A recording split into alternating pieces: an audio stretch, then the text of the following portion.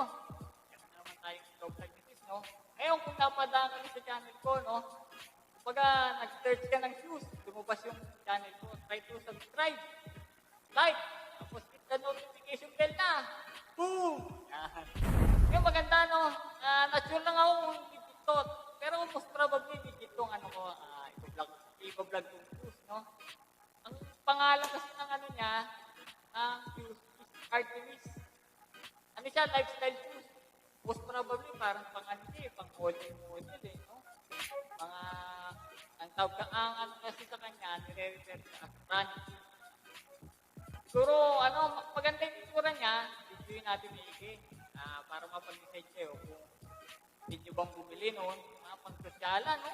Papasok kayo ng mga Starbucks. Social yung sapatos na, di ba? And ano siya yung box niya medyo nalito dahil ano siya, hindi siya talaga yung standard ng mga labeling. Kaya, at sure ako kung ano to, siguro nagsisimula pa lang itong yung shoe brand na to. Try natin, baka magustuhan nyo. Pwede kayong bumili. Maganda naman siya. Ito siya, no?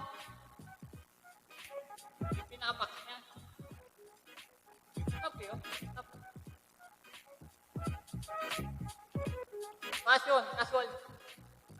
Isa Chinese kasi, hindi natin maintindihan. Hindi mahina tayo sa Chinese eh. Sa ilalim niya, yung mga size. Ang tawag sa kanya kasi Artemis, kaso iba yung yung nakalagay na brand sa sapatos yan. Check natin. Ito yung pinakalaman, no? Artemis.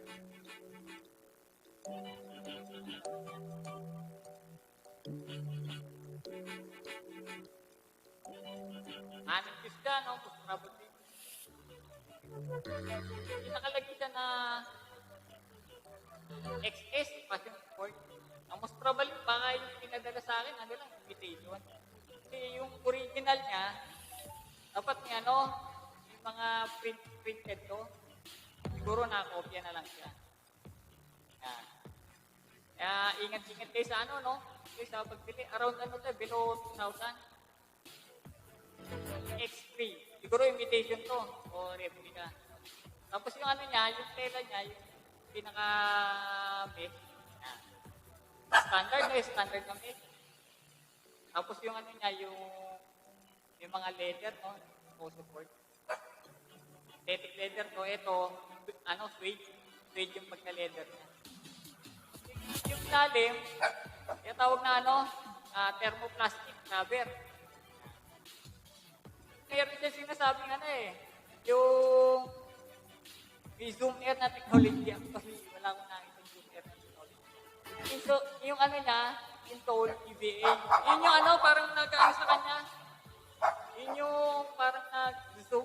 Ganda ng niya. Yun lang yung pinamaganda rin. Ito yung pinaka-install, no? Napakasimple niya, pero pag tinapakan, parang komportable na din yung dati. Doon ako bumili, tapos yung niya, no? Big tool, no? Yan po. Parang standard po. Walang masyadong sipip yan eh. Probably, na-replica to, kaya ingat din kayo. Ang standard kasi nito mahal. Kung talagang Artemis to, around mga 4,000 plus to. Ito, binibenta lang nila below 2,000. Nabili ko to, mga 1,800. Ngayon, try on natin. Undersize sa akin to eh. In-order ko is size 42. Ito medyo masikip, kaya iba yung pagka-try natin. Medyo naman sa pumabay.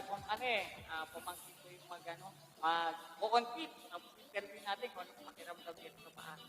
Comfortable ba? Tapos mag-decide na lang kayo, no? Kung kailangan nyo, ito, may letter A, no? Lalim, ito. Medyo ang supply lang nito, yun nga, sa Lazada kasi dito. Printed dapat to eh. Ang binigay sa akin, ito, napakasimple. Most probably nakopya to. Okay naman yung quality niya, siguro sa 1,800, hindi na to talo. Kapag wala tayong magagawa, ngayon, kaya natin na-review ito para kung sakali mga bibili pa, di ba? At least makatulong yung vlog ko sa inyo. Yung mga ano niya, synthetic leather, hindi ganun eh. Hindi ganun kaganda rin. Pagka legit talaga, iba. Pulido eh. Ito, medyo sablay. Pati mga mesh niya, medyo matigas eh. Alam mo naman yung mga sa ano, no? Nakita natin sa 320 degrees. Medyo ginawakan doon. Ito medyo, ano natin, try natin mag-fit para malaman talaga. Ito na! Boom!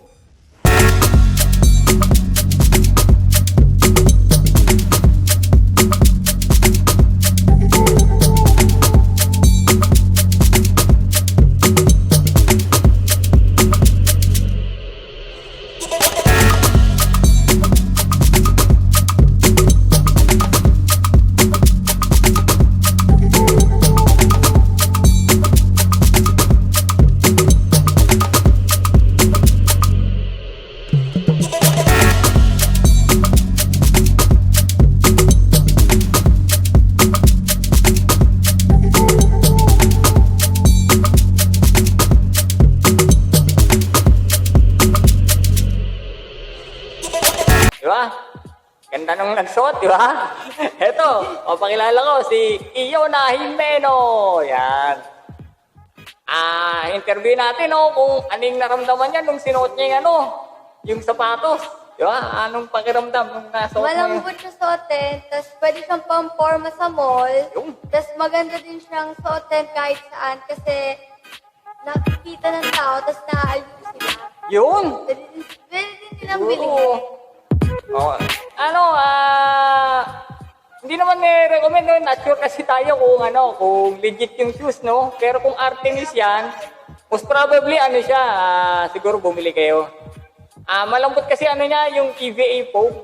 Kaya, medyo okay na rin pagtiyagaan, below 2,000. Yan. Tapos ngayon, no?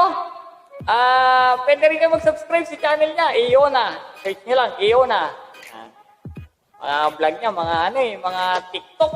Yan, mga gagaling sa TikTok. Ngayon, ito, shoutout time. Yan. Ano tayo ngayon? Shoutout tayo konti, no? Kasi may mga nagpapa-shoutout, mga bagong subscriber. Ito siya. Shoutout to Black and white. yun, and also to There's some kano. yun. Tapos Gel Memphis Customer. yun. Shoutout sa inyo, Maraming salamat. Welcome lang natin yung mga bagong subscriber, no? Tapos shoutout to Christian Page. and shoutout to Dave Dwayne. also shoutout to Justin Pagurayan. may katulong na, di ba? Ang galing. Tapos shoutout to Danilo Morada. also to Akira Pusito Kalook. ang Caloocan, yun. O buhay sa inyo, no? Salamat sa pag-subscribe. At sana marami kayong natututunan dito sa channel, no? Siguro until next time, abang-abang kayo ng mga bagong vlog. Ito, baka masundan pa uli. May mga bagong fake news Tsaka nga pala, explain ko sa susunod na vlog. Kung yung fake news nga ba fake talaga. Di ba? Doon natin, kailangan maliwanagan tayo. Fake news tayo ng fake news. Yung pala, hindi mo naman pala fake news yun. Eto na, sige. Till next time. Bye-bye!